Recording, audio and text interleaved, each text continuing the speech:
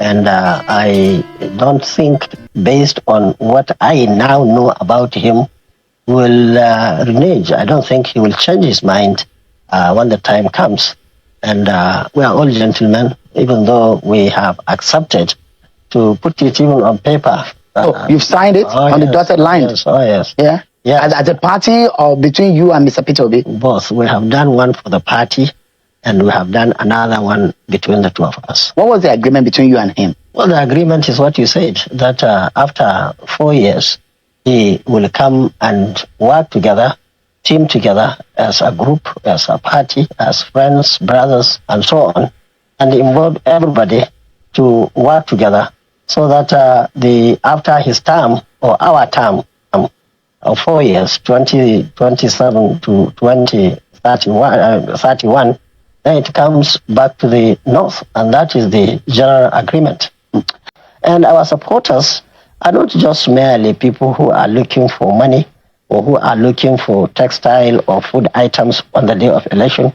These are people who are determined not only to vote, but to make sure that the votes are being protected. So it's true those who think that Kwankwaso wants to be president in 2031, that's right. Well, we are the ultimate plan. We are praying that all of us should see 2027 and of course 2031, and we will look at the circumstance and see what can be done.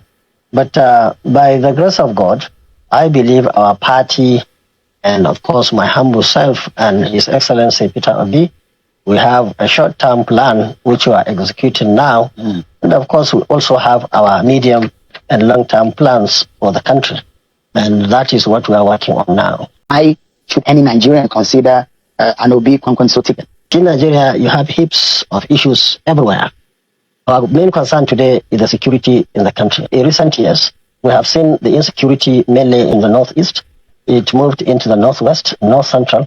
Now it is migrating into the southern part of the country, which is most unfortunate. Collectively, we believe that as determined people, as people who have enough energy, as people who are competent and of course capable of handling issues, the first issue we believe we should tackle is the issue of insecurity in this country.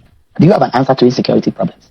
You see, security is everybody's business. We will involve everybody in terms of information. Of course, we will look at the military and other security agencies in terms of training and retraining.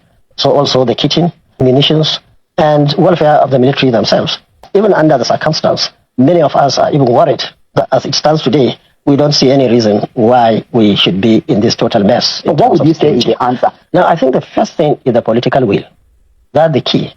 And once that is established, and once you have a knowledge of what to do, even in terms of your relationship with the military itself, and of course the general public, in terms of mobilizing them, in terms of giving them confidence to say what they know.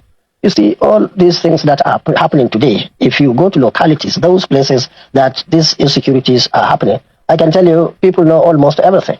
They know their locations, they know the names of all those involved, and so on and so forth. But what is happening now is many of the communities are even afraid to go forward and tell the security agencies or agents of what is actually happening, because many of them have done that in the past, and of course they did not enjoy it. So we will give people confidence. We will work on the people, even the terrorists and of course the criminals themselves, to see what can be done really to discourage their action.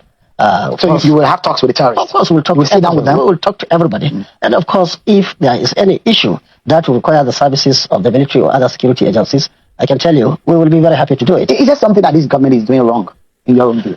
Well, in tackling security? Well, of course, I'm not an insider. I am one of all other Nigerians who are only seeing what the results are, really.